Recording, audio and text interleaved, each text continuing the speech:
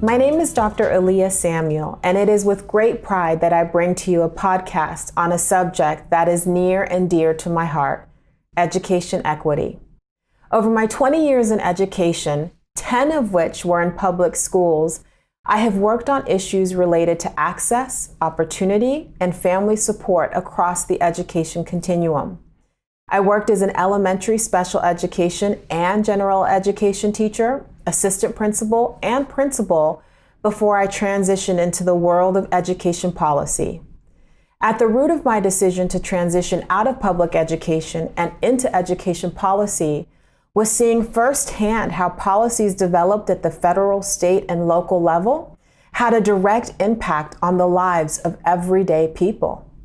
It is with great pride that I can say I am a pure educator in the policy space, not a policymaker in the education space. There is certainly a stark difference between the two. I am not advocating or making policy recommendations from a lens of acquired secondhand knowledge. I'm doing so as a boots on the ground educator, advocate, and now mother of 2 young sons. This is not simply a job for me. It's a purpose, passion, and calling. Over the last few years, the culmination of my personal and professional experiences has brought me to this point, a chance to not just admire the problem of education inequity, but to bring national and local experts together to really think about how we can collectively move toward change at a time when education policy is evolving so rapidly. One thing we can say for sure about 2020 is that we are experiencing a double pandemic, COVID-19 and systemic racism, both of which have exacerbated and illuminated many of the inequities that have been hidden in plain sight. I'd like to take you through part of the journey that has brought me to where I am today.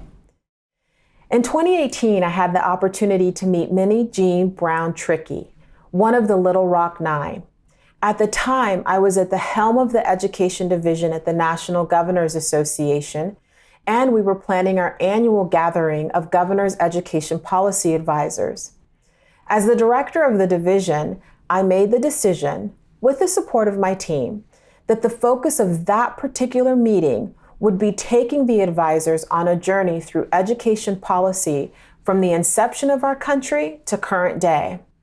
Our goal was to help underscore the deep history of inequity in education policy, reinvigorate their passion and understanding of the power of their role, and elevate the lasting and damaging impact we were guaranteed if we continued to foster inequitable outcomes from early childhood through post-secondary education. In 2018, we were also ramping up for a massive gubernatorial shift, which occurs every 4 years, when at least 34 states and 3 territories cast votes for governor.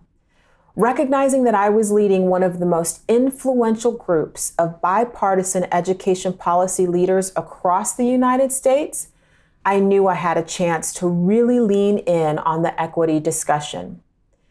We hosted a portion of our meeting at Central High School in Little Rock, Arkansas, which was at the center of the national spotlight and the root of controversy in 1957, as a group of 9 Black teenagers desegregated an all-white high school while under the protection of the National Guard.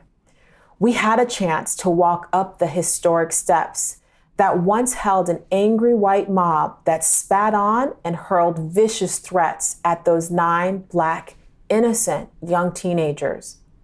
That moment was surreal. As an adult woman of color, I'd watched the video clips, had seen the black and white images from that day. But as I stood in front of that school, I realized I simply could not imagine what it had been like for those young people.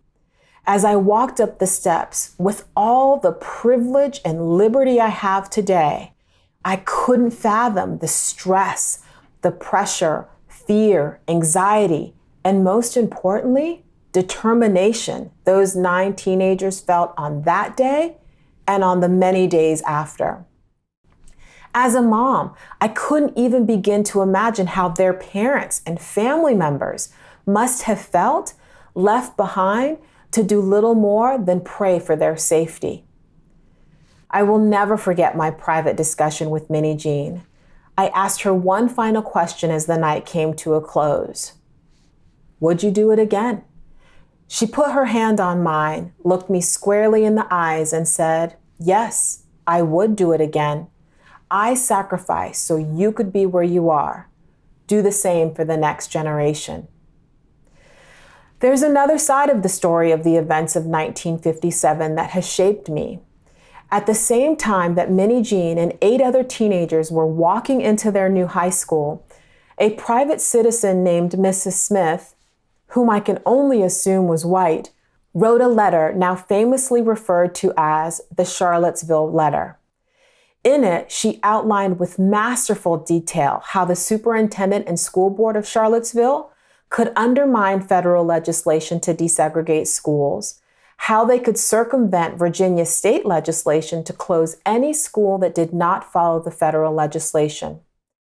Mrs. Smith explained how assessments, IQ tests, and the development of a gifted program could, and I quote, provide for the cultivation of individual aspirations in the name of the pursuit of excellence. In the effort's first year in Charlottesville, she said, about 12 pupils would be involved, of which probably 2 or 3 would be Negroes. Students would be identified for the program through IQ tests, and she was quite crafty in her proposal. We could reduce the number qualifying for the test, she said, by requiring a high mark in the currently administered Scholastic Achievement Test. Despite the deception of sorts, she defended testing for its ability to remain objective, even though, and again I'm quoting, the effect would be to limit the number of pupils desegregated. In short, she seemed to be arguing for an option to desegregate as little as possible under the law. Minnijean Brown-Trickey, Mrs. Smith, and their different worldviews and actions reflect 2 core sentiments that have stuck with me: a fundamental understanding of the importance and power of education, and a willingness to face obstacles to challenge policies that could threaten one's current existence and compromise the future. As I've reflected on my time with Minnijean and read and researched more about the Charlottesville letter, I've realized that rooted deep in the discussion around equity are 3 basic tenets: the importance of leadership, the power of policy development and implementation at the local, state, and national level, and the fundamental purpose and power of assessments.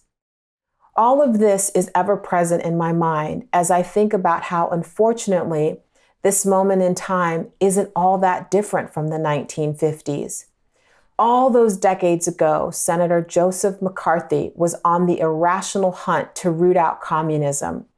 The gruesome murder of Emmett Till, which catapulted the civil rights movement into the national spotlight, while courts banned segregation in public schools.